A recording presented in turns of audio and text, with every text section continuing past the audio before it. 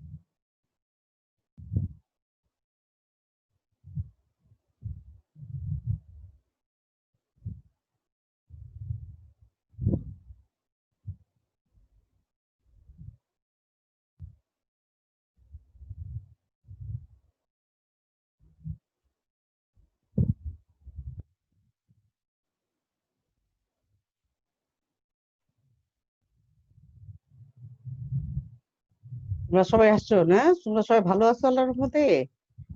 আমার কথা শোনা যাচ্ছে? জি ম্যাম। আচ্ছা, সবাই ভালো জি আছো ম্যাম, আল্লাহর আপনি রহমতে কেমন সবাই? আছেন? আছি, শুকর আলহামদুলিল্লাহ, ভালো আছি। তোমরা সবাই ভালো আছো আল্লাহর রহমতে না? আচ্ছা, চলে যাই জি ম্যাম। আজকে। জি, আজকে আমরা একটু লেকচার চলে যাই 5-এ। সেটা হচ্ছে তোমাদের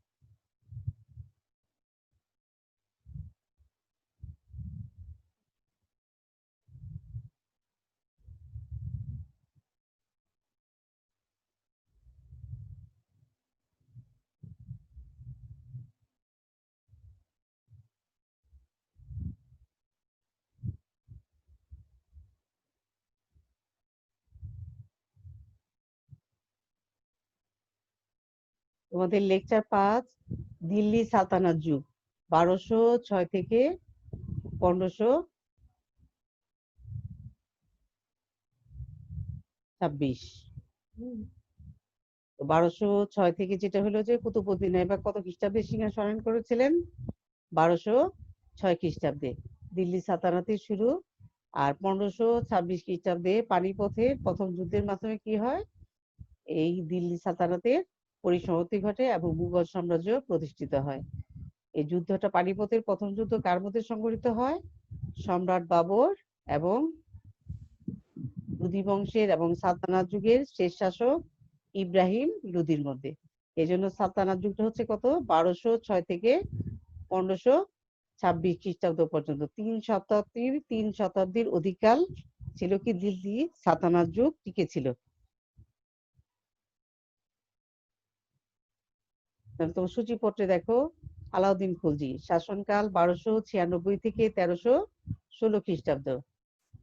আলাউদ্দিন খুলজির প্রাথমিক জীবন, আলাউদ্দিন খুলজির সিংহাসন আরোহণ, আলাউদ্দিন খুলজির অর্থনীতি সংস্কারের উল্লেখপূর্বক মূল্য নিয়ন্ত্রণ নীতি ও ব্যবস্থা সম্পর্কে বিশ্লেষণ, আলাউদ্দিন খুলজির রাজ্য বিস্তার নীতি বা সাম্রাজ্য সম্প্রসারণ নীতির মূল্যায়ন। সৃজনশীল প্রশ্ন।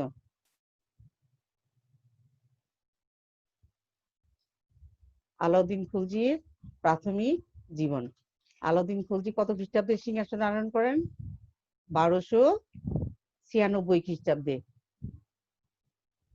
আলাউদ্দিন খুলজি খলজি বংশের শ্রেষ্ঠ সুলতান ছিলেন আলাউদ্দিন খুলজি। আলাউদ্দিন খুলজির প্রাথমিক জীবন। ভারতের ইতিহাসের অন্যতম শ্রেষ্ঠ নরপতি আলাউদ্দিন খুলজি ছিলেন খলজি বংশের প্রতিষ্ঠাতা সুলতান জালালউদ্দিনের ভাই শাহাবুদ্দিনের পুত্র। শৈশবে পিতৃহারা হলে চাচা জালালউদ্দিন খুলজির কাছেই তিনি মানুষ হন। তিনি নিরক্ষর হলেও অশ্ব ও অসি চালনায় দক্ষতা অর্জন করেছিলেন। এই যে এখানে অসি হচ্ছে তোমার তলোয়ার আর কি, আর ঘোড়া চালনায় তিনি খুবই দক্ষতা অর্জন করেছিলেন। আর জালালউদ্দিন ছিল তার চাচা এবং শ্বশুর, আর তার বাবার নাম ছিল শাহাবুদ্দিন। এই কটা দাগ দিয়ে আন্ডারলাইন করে নাও। তবে চাচা জালালউদ্দিনের তত্ত্বাবধানে তিনি যুদ্ধবিদ্যায়ও বিশেষ পারদর্শিতা অর্জন করেছিলেন। জালালউদ্দিন তাকে অপার স্নেহে লালন পালন করেন এবং নিজ কন্যার সাথে বিবাহ দেন। জালালউদ্দিনের সিংহাসন অধিকারে আলাউদ্দিনের অসামান্য অবদান ছিল। শ্বশুর এবং চাচা এই জালালউদ্দিনের সিংহাসন অধিকারের ব্যাপারে আলাউদ্দিনের একটা গুরুত্বপূর্ণ ভূমিকা এবং অসামান্য অবদান ছিল। এই অসামান্য অবদানের জন্য 1290 খ্রিস্টাব্দে সুলতান জালালউদ্দিন খলজি আলাউদ্দিন খলজিকে আমির-ই-তুজুক রাজকীয় উৎসব অনুষ্ঠানাদি বিভাগের প্রধান পদে নিয়োগ দেন। পরের বছর আলাউদ্দিন খলজি কারা প্রদেশের শাসনকর্তা পদে নিয়োগ লাভ করেন। আলাউদ্দিন খলজি অত্যন্ত উচ্চাভিলাষী ছিলেন। ঐতিহাসিক বারানীর মতে কারা প্রদেশের শাসনকর্তা হওয়ার পরই আলাউদ্দিন খলজি দিল্লির সিংহাসন লাভের পরিকল্পনা করেন এবং বিভিন্ন অঞ্চল অভিযান পরিচালনা করে অর্থ সংগ্রহ ও ক্ষমতা বৃদ্ধি করেন। আমরা বললাম যে আলাউদ্দিন খলজি কি ছিল, অত্যন্ত উচ্চাভিলাষী ছিলেন।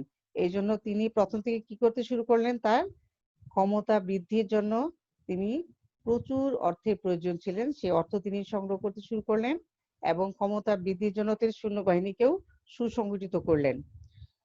1292 খ্রিস্টাব্দে সুলতান আলাউদ্দিন খলজি তাকে অযোধ্যা শাসনকর্তা নিয়োগ করেন। আন্ডারলাইন করো এই লাইনটা।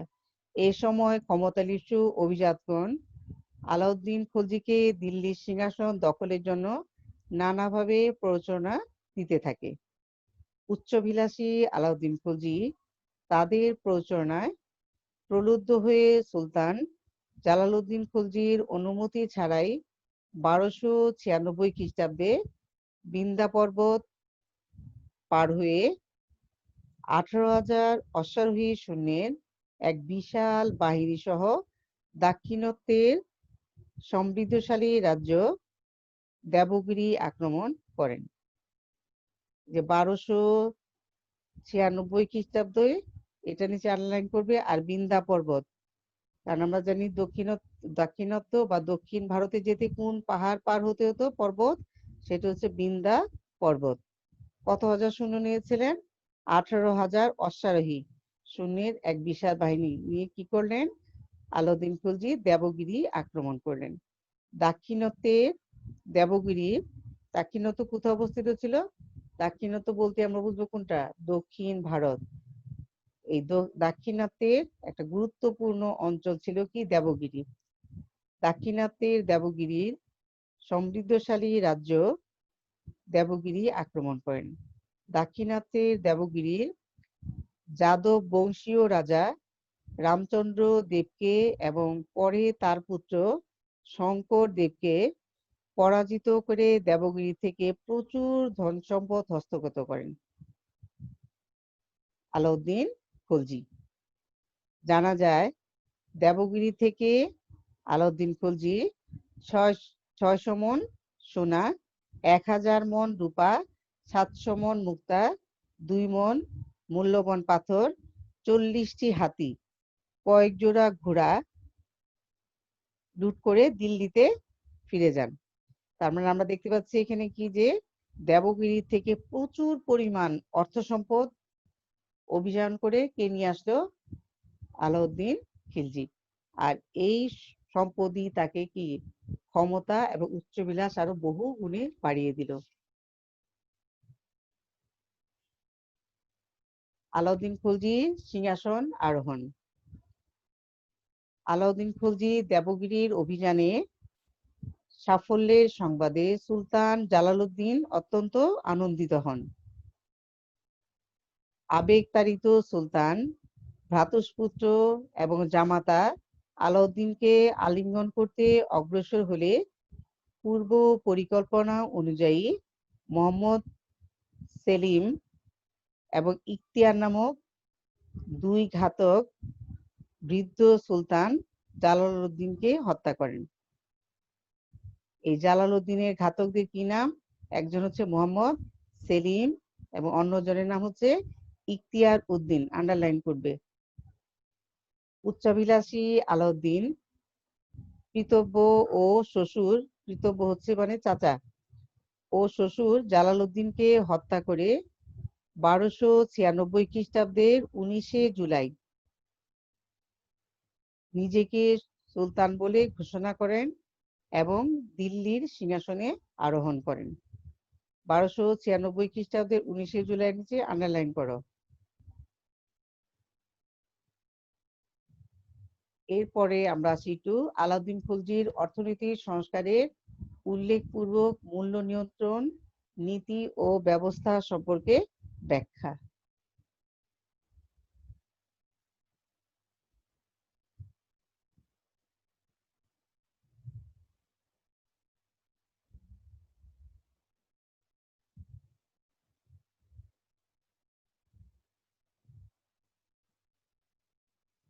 আলাউদ্দিন খলজির অর্থনীতির সংস্কারের উল্লেখপূর্বক আলাউদ্দিন খলজির অর্থনীতির সংস্কারের উল্লেখপূর্বক মূল্য নিয়ন্ত্রণ নীতি ও ব্যবস্থা সম্পর্কে বিশ্লেষণ।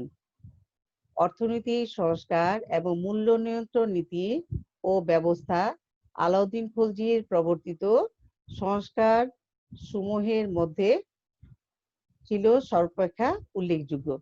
সমগ্র ভারতীয় উপমহাদেশে ইতিহাসে সম্ভবত তিনি একমাত্র শাসক যিনি একটি বৈপ্লবিক পরিবর্তন সংস্কার প্রবর্তন করে ইতিহাসে অক্ষর ও অমর হয়ে আছেন। এজন্য ঐতিহাসিক লেনপুল তাকে রাজনৈতিক অর্থনীতিবিদ হিসাবে অভিহিত করেন। এই যে রাজনৈতিক অর্থনীতিবিদ হিসাবে অভিহিত করেন, এই জায়গাটা তোমরা আন্ডারলাইন করো। এখন আমরা বলছি যে এই কোশ্চেনের ভিতরে কি আছে? অর্থনৈতিক সংস্কারের উল্লেখপূর্বক। তাহলে আমাদের প্রথমে কি করতে হবে? অর্থনৈতিক সংস্কারটা উল্লেখ করতে হবে। সাম্রাজ্যের সম্প্রসারণ, মঙ্গল আক্রমণ প্রতিহতকরণ, বিভিন্ন বিদ্রোহ দমন ও বিরাট সৈন্যবাহিনী পোষণের জন্য প্রচুর অর্থের প্রয়োজন ছিল। তাই রাজ্যের আর্থিক সচ্ছলতা আনয়নের উদ্দেশ্যে এবং জনগণের জীবনযাত্রার মান উন্নয়ন কল্পে সুলতান আলাউদ্দিন খলজি অর্থনৈতিক সংস্কার অর্থাৎ রাজস্ব সংস্কারে মনোযোগী হন।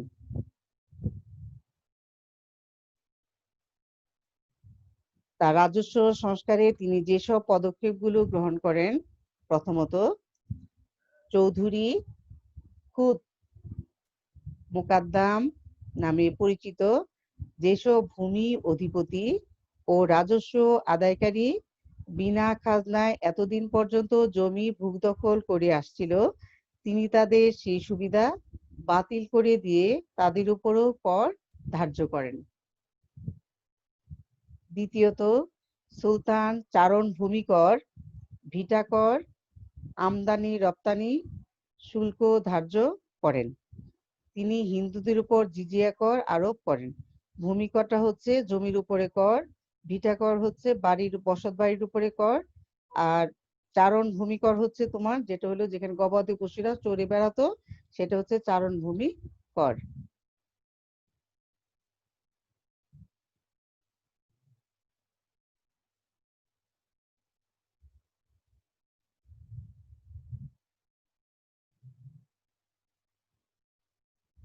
তৃতীয়ত সুলতান রাষ্ট্র কর্তৃক প্রদত্ত জায়গিরদারি ও দেবত্বর জায়গির বাজেয়াপ্ত করেন।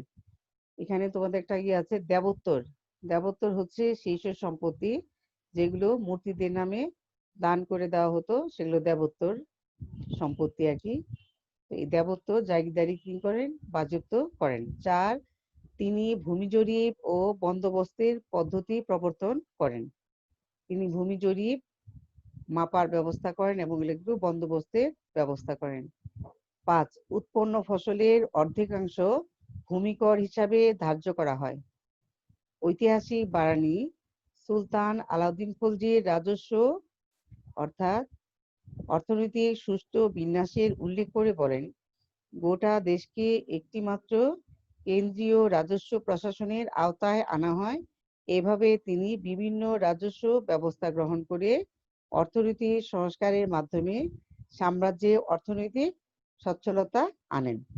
এটা বারানীর উক্তি, যেটা হচ্ছে যে রাজস্ব ব্যবস্থাটাই হচ্ছে তার অর্থনৈতিক, মূলত অর্থনৈতিক সংস্কার ব্যবস্থা। মূল্য নিয়ন্ত্রণের কারণ।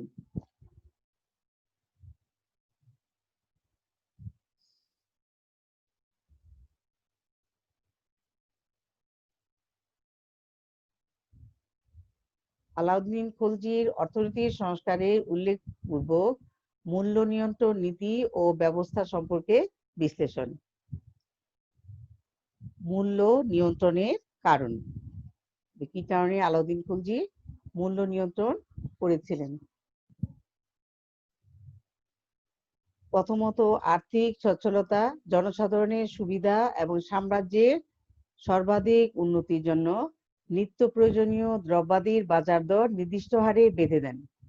দ্বিতীয়ত, সাম্রাজ্যের স্থায়িত্ব ও সংহতির জন্য যে বিশাল সেনাবাহিনী সংগঠন করা হয়, তাদের স্বল্প বেতনে পোষণের জন্য মূল্য নিয়ন্ত্রণের ব্যবস্থা প্রবর্তন করা হয়। তৃতীয়ত, দাক্ষিণাত্য হতে প্রচুর অর্থ সম্পদ লাভের ফলে উত্তর ভারতে মুদ্রাস্ফীতি দেখা দেয় এবং নিত্য প্রয়োজনীয় দ্রব্যাদির মূল্য অত্যাধিক বৃদ্ধিপ্রাপ্ত হয়। ফলে জনগণ অসুবিধার সম্মুখীন হয়। এই অর্থনৈতিক সংকট মোচন করার উদ্দেশ্যে সুলতান আলাউদ্দিন খলজি সকল প্রকার পণ্য সামগ্রী মূল্য নিয়ন্ত্রণের ব্যবস্থা করেন। ফলে এই ব্যবস্থায় সামরিক বেসামরিক নির্বিশেষে জনসাধারণের দুর্ভোগ লাঘবের উদ্দেশ্যে সুলতান খাদ্যদ্রব্য নিত্য ব্যবহার্য পণ্যের মূল্য নির্ধারণ করে দেন। আমরা এখন দেখো এর আলাউদ্দিন খলজির অর্থনৈতিক সংস্কারের উল্লেখপূর্বক যে নিয়ন্ত্রণ নীতি ও ব্যবস্থা এই সম্পর্কে তালিকাগুলো হচ্ছে খাদ্যশস্যের মূল্য তালিকা নির্ধারণ। পণ্য পরিমাণ মূল্য, ডাল 1 মণ মূল্য 5 জিতল, চিনি পরিমাণ এক্সে 1.5 জিতল, ঘি 2.5 সের 1 জিতল, চাল 1 মণ 5 জিতল, সরিষার তেল 3 সের 1 জিতল, গম 1 মণ 7.5 জিতল, লবণ 2.5 মণ 5 জিতল, বার্লি 1 মণ 4 জিতল, গুড় 1 সের 5 জিতল। 1 জিতল সমান হচ্ছে কত? 0.6 পয়সা, 0.6 পয়সা।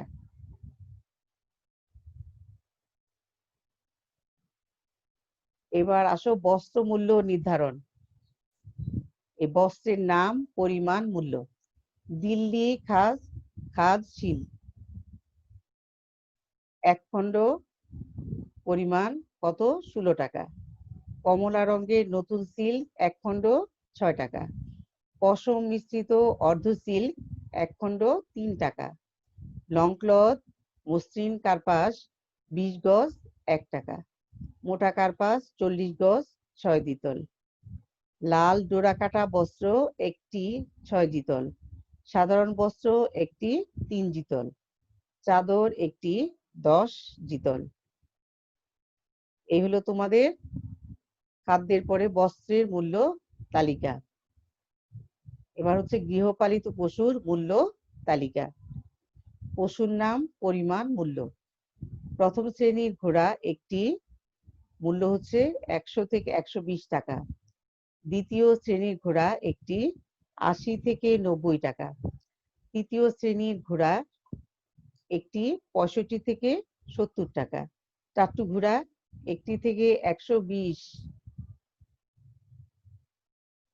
চাট্টু ঘোড়া একটি 12 থেকে 20 টাকা। দুগ্ধবতী গাভী একটি 3 থেকে 4 টাকা। দুগ্ধবতী মহিষ একটির দাম ছিল কত? 5 থেকে 6 টাকা। আর ছাগল বা বকরি একটি, এটার দাম ছিল 14 থেকে 16 জিতল। এই হচ্ছে তোমাদের আলাউদ্দিন খলজির মূল্য নিয়ন্ত্রণ ব্যবস্থার মূল্য তালিকাগুলো। এই তালিকাগুলো তোমরা খুব ভালো করে শিখবে, কারণ তোমাদের এটা ইম্পর্টেন্ট প্রশ্ন, সৃজনশীল, উদ্দীপক সবকিছুর জন্য। এবার আমরা একটু আসি আলাউদ্দিন খলজির রাজ্য বিস্তার নীতি বা সাম্রাজ্য সম্প্রসারণ নীতি মূল্যায়ন। আলাউদ্দিন খলজি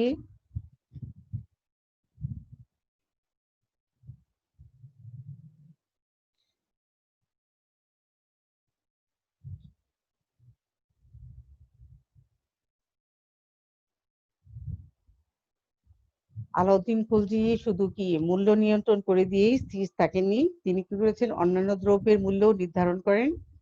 উপরোক্ত পণ্য ছাড়াও সুলতান আলাউদ্দিন খলজি দাস দাসী কর্মক্ষম একজন মেয়ে 5 থেকে 12 টাকা, সুন্দরী মেয়ে 20 থেকে 40 টাকা এবং কৃতদাস বালক 20 থেকে 30 টাকা এবং শাকসবজি, ফলমূল, টুপি, সুই, অস্ত্র শস্ত্র, মশলা, সুতা, মিষ্টি ও চিরুনি সহ প্রচলিত সকল পণ্যের মূল্য নির্ধারণ করে দেন।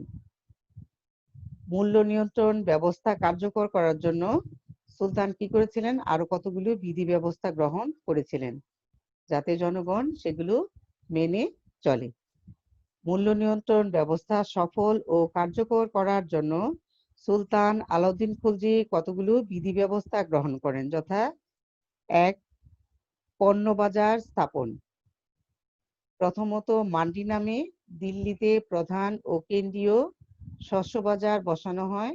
ওষুধপত্র, কাপড়, শুকনা ফল, চিনি, মাখন এবং জ্বালানি তেলের বাজার বসানো হয় দিল্লির বদায়ুন তোরণে, যেটার নাম ছিল সেহরা আদলে।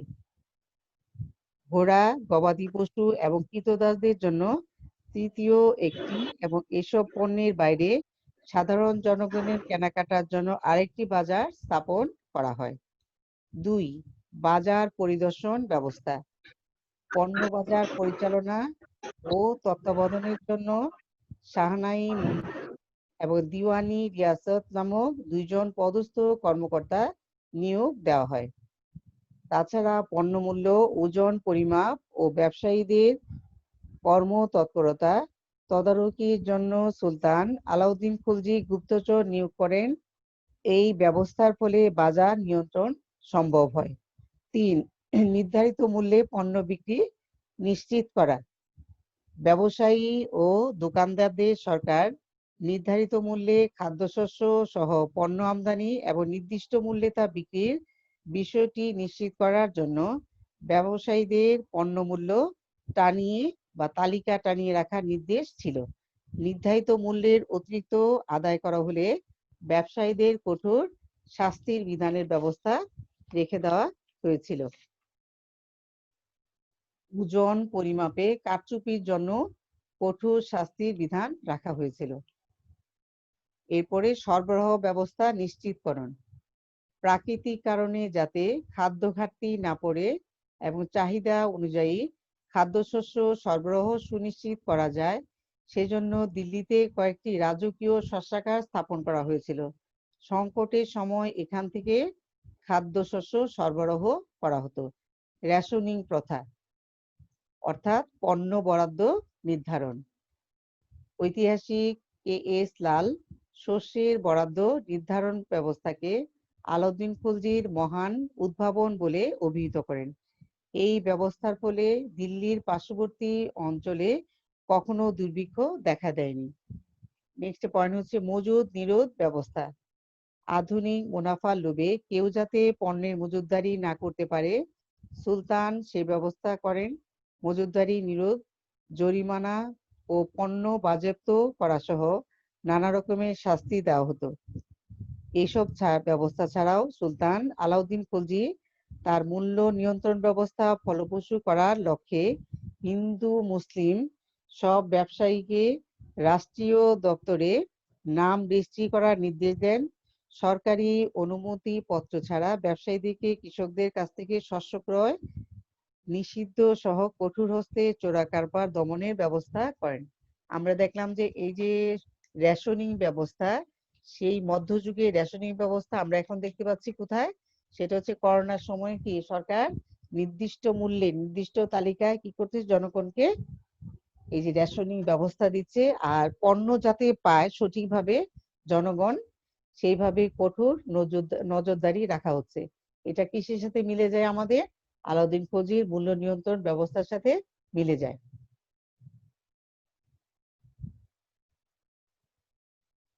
আলাউদ্দিন খলজির রাজ্য বিস্তার নীতি। প্রথমে তিনি গুজরাট জয় করেন। গুজরাট 1297 খ্রিস্টাব্দে, রণথম্বুর বিজয় 1292 থেকে 1301 খ্রিস্টাব্দে, চিতোর অভিযান 1303 খ্রিস্টাব্দে, মালব অভিযান 1305 খ্রিস্টাব্দে, মারোয়ার অভিযান 1308 খ্রিস্টাব্দে, জালোর অভিযান 1311 খ্রিস্টাব্দে।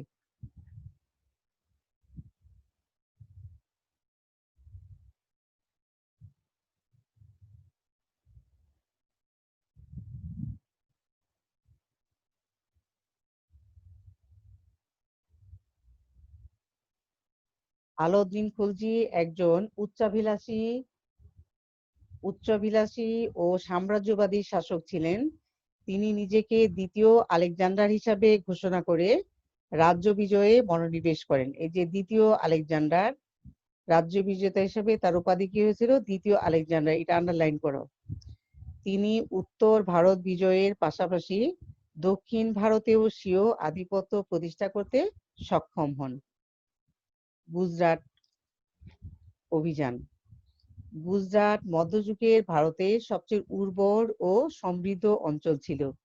এই ধন ঐশ্বর্যে প্রলুব্ধ হয়ে গুজরাট আক্রমণ করেছিলেন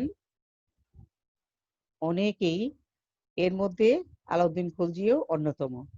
1297 খ্রিস্টাব্দে সুলতান আলাউদ্দিনের সেনাপতি উলুগ খান ও নসরত খানের নেতৃত্বে সুলতান বাহিনী গুজরাট আক্রমণ ও জয় করেন। গুজরাটের রাজধানী আনহিল ওয়ারার খলজিদের পদানত হয় এবং কাম্বেও দখল করা হয়। গুজরাটের রাজা দ্বিতীয় রায় কর্ণদেব পরাজিত হয়ে কন্যা দেবলা দেবী সহ পলায়ন করে এবং দাক্ষিণাত্যের দেবগিরির রাজা রামচন্দ্র দেবের দরবারে আশ্রয় গ্রহণ করেন। অতঃপর সুলতান বাহিনী বহু ধনরত্ন, কমলা দেবী এবং মালিক কাফুর নামক এক সুদর্শন খোঁজা সহ দিল্লিতে বিজয়ীর বেশে প্রত্যাবর্তন করেন। পরবর্তীকালে সুলতান আলাউদ্দিন খলজি কমলা দেবীকে বিবাহ করেন। কালক্রমে মালিক কাফুরও আলাউদ্দিন খলজির প্রধান সেনাপতি ও মন্ত্রীতে পরিণত হন। এখানে আমরা জানি যে আলাউদ্দিন খলজির সবচেয়ে গুরুত্বপূর্ণ বিজয়ের মধ্যে অন্যতম হচ্ছে তার গুজরাট বিজয়। এই গুজরাট বিজয় থেকে তিনি যে দুটা জিনিস পেয়েছিলেন, এক হচ্ছে যে রানী কমলা দেবী এবং খোজা নাসির, যেটা হচ্ছে পরবর্তী তিনি কি মালিক কাফুর নামে পরিচিতি লাভ করেন এবং তিনি আলাউদ্দিন খলজির প্রধান সেনাপতি এবং পরবর্তী সময় মন্ত্রীর পদ দখল করেন এবং পরবর্তী সময় রাজ্যের সর্বেসর্বা হয়ে ওঠেন এই মালিক কাফুর। রণথম্বুর বিজয় 1299 থেকে 1301, দিল্লির নিকটবর্তী রণথম্বুরের দুর্ধর্ষ ও দুর্জেয় রাজপুত শক্তির উপস্থিতি দিল্লির নিরাপত্তার জন্য বিপজ্জনক ছিল। এ সময় দ্বিতীয় চৌহান রাজ হামিদ দেব নব মুসলমান সম্প্রদায় এবং বিদ্রোহী মোহাম্মদ শাহ ও খেবুজ সহ তার রাজ্যে আশ্রয় দিলে আলাউদ্দিন খলজির জন্য রণথম্বুর বিজয়ের প্রত্যক্ষ অজুহাত সৃষ্টি হয়। 1292 খ্রিস্টাব্দে সেনাপতি উলুগ খান ও নসরত খানের নেতৃত্বে রাজা হামিদ দেবের বিরুদ্ধে প্রেরিত অভিযান ব্যর্থ হলে সুলতান আলাউদ্দিন খলজি স্বয়ং নিজে রণথম্বুরে উপস্থিত হন। 1 বছর অবরুদ্ধ থাকার পর রাজা হামিদ দেব পরাজয় বরণ করেন। পরাজিত হামিরদেবকে হত্যা করে 1301 খ্রিস্টাব্দে সুলতান আলাউদ্দিন খলজি রণথম্বুর অধিকার করেন এবং উলুগ খানের উপর রণথম্বুরের শাসনভার অর্পণ করে দিল্লিতে ফিরে আসেন। আমরা দেখলাম যে প্রথম দুইটা অভিযান ব্যর্থ হলেও পরবর্তী অভিযানে কে নেতৃত্ব দেন? আলাউদ্দিন খলজি, এবং হামিরদেবকে পরাজিত এবং হত্যা করে রণথম্বুর দখল করেন। এবং রণথম্বুর দখল এত সহজ ছিল না, আমরা দেখলাম যে 1 বছর লেগেছিল এই রণথম্বুর জয় করতে। এই তোমরা সালগুলোর উপরে দাগ দিয়ে দাও। এবার হচ্ছে চিতোর অভিযান 1303। মেবার ছিল রাজপুতানার বিখ্যাত রাজ্য। সম্মান ও ঐশ্বর্যের দিক থেকে এ রাজ্যের দুর্ভেদ্য দুর্গ চিতোরের বিশেষ খ্যাতি ছিল।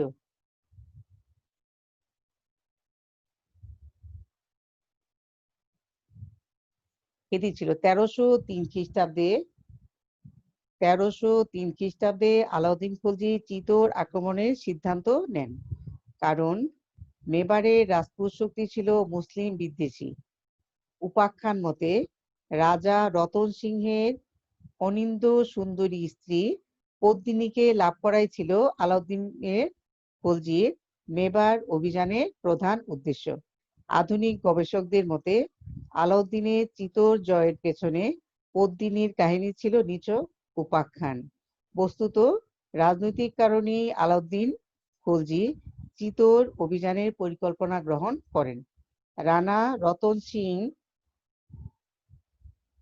বীর বিক্রমে আক্রমণকারী বাহিনীকে বাধা দিলেও 7 মাস পর শেষ পর্যন্ত আত্মসমর্পণে বাধ্য হন। রাজা রতন সিং পরাজিত ও বন্দী হন এবং রাজপুত রমণীগণ অগ্নিকুণ্ডে ঝাঁপ দিয়ে প্রাণ বিসর্জন দেন। সুলতান আলাউদ্দিন খলজির পুত্র খিজির খানকে চিতোরের শাসনকর্তা নিযুক্ত করেন। শাহজাদা নাম অনুসারে তার নামকরণ করা হয় খিজিরাবাদ। আন্ডারলাইন করবে, খিজিরাবাদের কার নাম অনুসারে করা হয়? 1311 খ্রিস্টাব্দে রাজপুতদের ক্রমাগত আক্রমণের মুখে খিজির খান চিতোর ত্যাগে বাধ্য হলে সুলতান জালোরের অধিপতি মালদেবকে চিতোরের শাসনকর্তা নিয়োগ করেন। মালব অভিযান 1305 খ্রিস্টাব্দে সুলতান, তোমরা দুইটা আলাউদ্দিন খলজির সবচেয়ে দুইটা বিখ্যাত অভিযান, একটা হচ্ছে গুজরাট, একটা চিতোর। এবার আসো মালব অভিযানে। 1305 খ্রিস্টাব্দে সুলতান আলাউদ্দিন খলজির সেনাপতি আইনুল মুলকে মালব অভিযানে প্রেরণ করলে তিনি মালবরাজ রায় মল্লব দেবকে পরাজিত ও নিহত করে মালব সুলতানের অধিকারে আনেন। এরপর উজ্জয়িনী, চান্দিনী, মান্দু, ধর প্রভৃতি অঞ্চলেও সুলতান আলাউদ্দিন খলজির কর্তৃত্ব প্রতিষ্ঠিত হয়। সুলতান আলাউদ্দিন খলজি মালব বিজয়ী সেনাপতি আইনুল মুলকে সেখানকার গভর্নর নিয়োগ করেন। মারোয়ার অভিযান 1303 খ্রিস্টাব্দে রাজস্থানের অন্যতম গুরুত্বপূর্ণ রাজ্য ছিল মারোয়ার। সুলতান আলাউদ্দিন খলজি 1303 খ্রিস্টাব্দে স্বয়ং মারোয়ার আক্রমণ করেন। রাজা শীতলদেব সিওয়ানা দুর্গ অবরোধকালে পরাজিত ও নিহত হন। সুলতান সেনাপতি কামালউদ্দিন গুর্জের উপর বিজিত রাজ্যে শাসনভার ন্যস্ত করে দিল্লিতে ফিরে যান। জালোর অভিযান, জালোর ছিল মারোয়ারের প্রতিবেশী রাজ্য। 1311 খ্রিস্টাব্দে আলাউদ্দিন খলজি জালোরের বিরুদ্ধে অভিযান প্রেরণ করেন। দীর্ঘ যুদ্ধের পর রাজা কানহোর দেব পরাজিত হলে জালোর মুসলিম সাম্রাজ্যভুক্ত হয়। জালোর জয়ের পর বুন্ধি, মান্দোর, টক্ক সহ ছোটখাটো রাজপুত রাজ্যে সুলতান আলাউদ্দিনের বশ্যতা স্বীকার করে। ফলে সমগ্র রাজপুতনা সহ উত্তর ভারতে আলাউদ্দিনের অধিকারে আসে।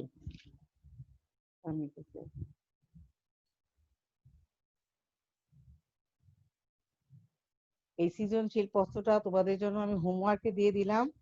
সৃজনশীল প্রশ্ন তোমরা হোমওয়ার্ক করবে। খুলে দেওয়া কি জিজ্ঞেস করা আছে জিজ্ঞেস করি।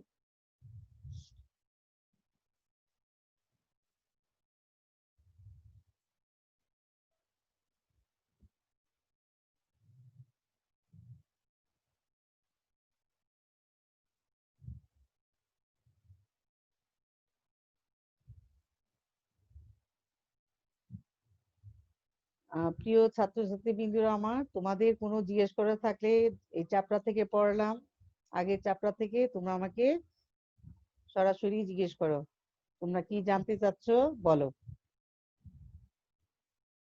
ছেলে মেয়েরা আমার, বলো তোমাদের কি জানার আছে বলো।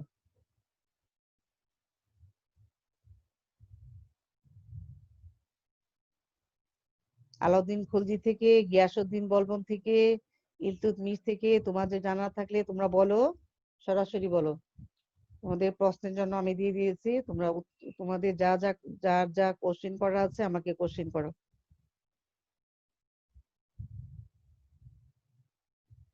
প্রিয় ছাত্রছাত্রীরা আমার, তোমরা শুনতে পাচ্ছো?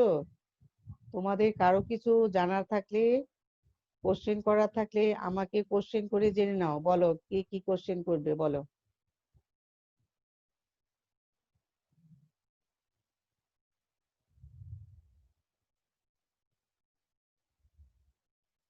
নজরুল জানা আছে? সাদিয়া,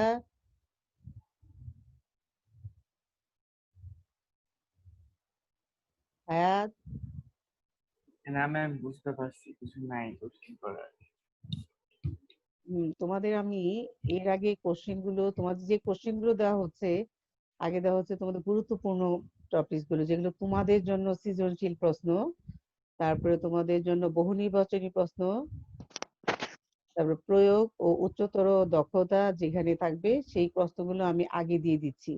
এগুলো তোমরা গুছিয়ে দেওয়া আছে, লাইন বাই লাইন প্রত্যেকটা পড়বে, আর প্রত্যেকটা জায়গায় আমি বলেছি যে আন্ডারলাইন করবে। প্রত্যেকটা জায়গায় তোমরা আন্ডারলাইন এই জন্য করবে। আর এই যে আলাউদ্দিন খলজির এই যে প্রশ্নটা মূল্য নিয়ন্ত্রণ, সেটা হচ্ছে তালিকা দিয়ে দেওয়া, মূল্য তালিকা দেওয়া। যেসব প্রশ্নের তালিকা থাকে, প্রশ্নের নাম্বার আছে অনেক বেশি। তোমরা এই প্রশ্নগুলো খুব খেয়াল করবে। যে আরো কিছু কোশ্চেন আছে প্রিয় ছাত্রছাত্রীরা আমার, তোমাদের কারো কোনো কোশ্চেন করা থাকলে আমাকে কোশ্চেন করো। কি জানো না ম্যাম নেই। বলো। না ম্যাম নেই কোনো কোশ্চেন, বুঝতে পারছি। যাক শুকুর আলহামদুলিল্লাহ। তবুও জি আমি ম্যাম, বুঝতে তোমাদের পারছি। এমন ভাবে গুছিয়ে করে দিয়েছি যে যাতে তোমাদের ভবিষ্যতে আর কখনো সমস্যায় পড়তে না হয়। আর যদি কোনো সমস্যা হয়, আমি আছি সবসময় তোমাদের পাশে ইনশাল্লাহ। তোমরা আমার কাছে শুধু এই এখানে অনলাইন ক্লাসের ছাড়াও তোমরা আমার কাছে ফোন দিয়ে, আমাদের সাথে যাদের সাথে মেসেঞ্জারে অ্যাড আছে, যে কোনো কোশ্চেন যে কোনো সময় তোমরা আমাকে জানাবে, আমি তোমাকে বুঝিয়ে দিব। প্রয়োজন পড়লে তোমাদেরকে আমি মেসেঞ্জারেও দিয়ে দিব, বুঝছো? তবু আমি জি ম্যাম, চাই তোমরা অনলাইন সবাই ক্লাসের পর। ইনশাল্লাহ A+ পাও, সবাই ইনশাল্লাহ ভালো জি রেজাল্ট করো। এইটাই আমার সবচেয়ে বড়ই। তবু আমি একটু জি ফিরতে ম্যাম। চাই আমরা, যে আমাদের এই যে অধ্যায় দ্বিতীয় অধ্যায়ের যে গুরুত্বপূর্ণ 3টা টপিকস আমাদের খুব গুরুত্বপূর্ণ। একটা হচ্ছে কুতুবউদ্দিন আইবাক, তারপর হচ্ছে 2019টা তোমরা পড়বে ভালো করে কোশ্চেন।